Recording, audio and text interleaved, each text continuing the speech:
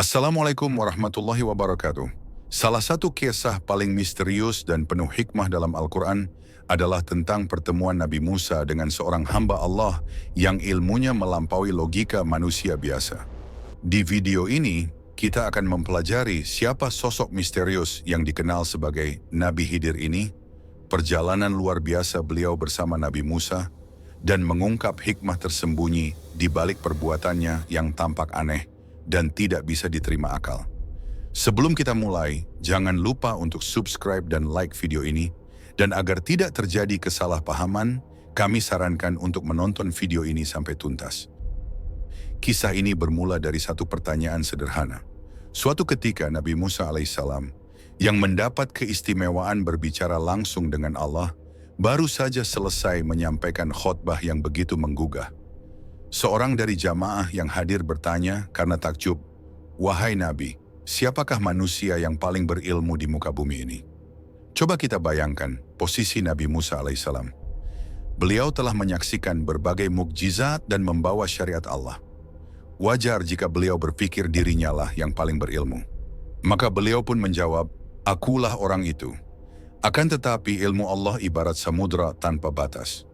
Saat itu juga, Allah Subhanahu wa Ta'ala menegur dan memberitahu Nabi Musa alaihissalam bahwa ada hambanya yang lain, bernama Khidir, yang memiliki ilmu hikmah yang belum ia ketahui. Pelajaran pertama bagi Nabi Musa adalah tentang kerendahan hati. Seketika itu juga, Nabi Musa alaihissalam langsung menempatkan dirinya sebagai murid yang tawadhu, bertekad menemukan guru misterius itu. Petunjuk dari Allah pun unik. Tidak ada peta atau titik koordinat yang diberikan. Allah hanya berfirman, "Bawalah seekor ikan dalam wadah. Di tempat engkau kehilangan ikan itu, di sanalah engkau akan menemuinya."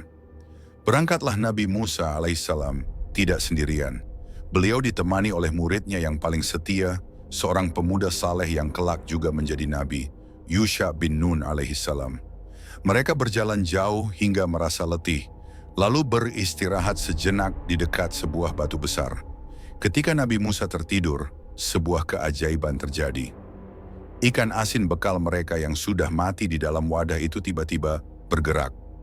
Ikan itu melompat ke laut dan berenang menjauh. Yusha bin Nun melihat semua itu, namun karena begitu terkejut, ia sampai lupa memberitahukannya pada sang guru.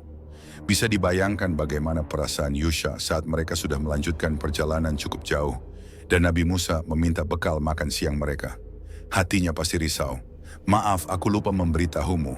Ikan itu hidup kembali dan melompat ke laut di dekat batu tempat kita beristirahat tadi." Bagi Nabi Musa, itu justru kabar yang ditunggu-tunggu. "Itulah tempat yang kita cari," serunya. Mereka pun bergegas kembali ke tempat itu. Di sanalah beliau, sosok yang dituju. Bukan seorang raja di atas singgasana, bukan pula cendekiawan di perpustakaan. Hanya seorang lelaki berjubah yang sedang menunggu. Itulah Nabi Khidir alaihissalam. Dari sinilah perjalanan mereka menjadi semakin penuh teka-teki. Nabi Khidir bersedia menerima Nabi Musa sebagai murid dengan satu syarat, "Engkau tidak boleh bertanya apapun tentang yang aku lakukan, sampai aku sendiri yang menjelaskannya." Nabi Musa pun menyanggupinya, meski janji itu ternyata sangat berat untuk ditepati. Keduanya bertemu dengan beberapa nelayan miskin yang mengenali Nabi Khidir alaihissalam, dan dengan senang hati memberi tumpangan gratis di perahu mereka. Sebuah kebaikan tulus. Tapi di tengah laut, Nabi Khidir justru turun ke lambung perahu dan melubanginya hingga air masuk. Kebaikan dibalas dengan perusakan. Tentu saja Nabi Musa tidak bisa menahan diri. "Mengapa engkau melubangi perahu ini hingga penumpangnya bisa tenggelam? Sungguh ini perbuatan yang aneh," protes Nabi Musa. Nabi Khidir hanya menatapnya dengan tenang.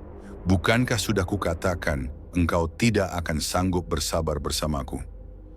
Ujian kedua ini adalah yang paling mengguncang iman. Saat berjalan mereka melihat sekumpulan anak-anak sedang bermain. Tanpa diduga, Nabi Khidir menghampiri salah satu dari mereka, dan seketika itu juga mengakhiri hidupnya.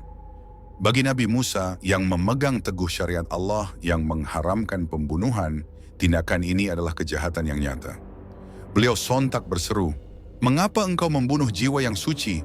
Sungguh engkau telah melakukan sesuatu yang mungkar." Setelah dua kejadian berat itu, ujian terakhir tampak lebih ringan. tetapi tetap saja membingungkan. Mereka tiba di sebuah negeri yang penduduknya sangat pelit dan tidak ramah. Mereka tidak diberi makanan, minuman, bahkan tak disambut sama sekali. Ketika hendak meninggalkan negeri itu, Nabi Khidir melihat sebuah dinding rumah yang sudah miring dan hampir roboh. Beliau pun berhenti dan memperbaikinya hingga tegak kembali, gratis, untuk penduduk yang baru saja menolak mereka.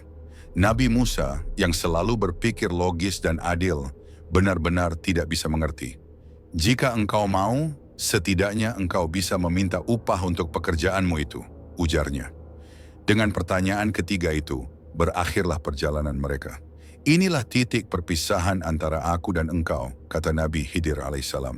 Tetapi sebelum itu, akan aku jelaskan hikmah di balik semua perbuatan yang membuatmu tidak sabar itu. Dan penjelasan yang diberikan sungguh membuka sebuah gambaran yang luar biasa. Perahu itu sengaja dirusak bukan untuk mencelakai, melainkan untuk menyelamatkan. Sebab di seberang lautan, ada seorang raja zalim yang akan merampas setiap perahu yang kondisinya masih bagus. Dengan membuatnya sedikit cacat, perahu itu akan luput dari perampasan dan tetap menjadi milik para nelayan miskin tersebut. Kematian anak itu bukanlah pembunuhan, melainkan sebuah rahmat. Allah Subhanahu wa Ta'ala mengetahui bahwa jika dewasa, anak itu akan menjadi seorang yang durhaka dan akan menyeret kedua orang tuanya yang saleh ke dalam kekufuran. Dengan mengambilnya lebih awal, Allah menyelamatkan iman kedua orang tuanya dan akan menggantinya dengan anak lain yang lebih baik.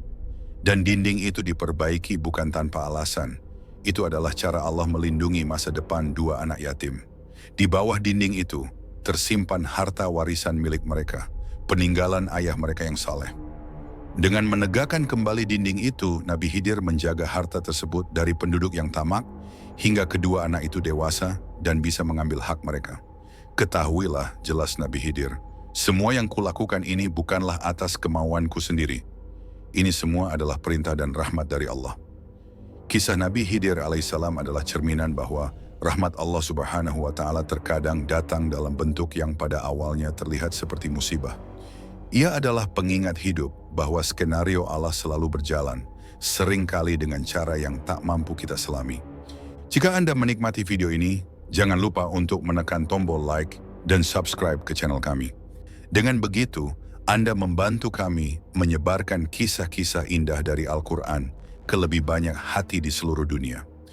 Bersama-sama, kita bisa menjadi bagian dari dakwah dan menuntun orang lain menuju kebaikan, insya Allah. Semoga Allah mengampuni dosa-dosa kita, melimpahkan rahmat-Nya kepada kita, melindungi kita dari siksa kubur, azab api neraka, dan kesulitan di hari kiamat. Silakan bagikan doa Anda di kolom komentar, bersama dengan doa-doa pribadi Anda, agar kita semua bisa mendapatkan manfaat dan mengaminkan bersama-sama. Wassalamualaikum warahmatullahi wabarakatuh.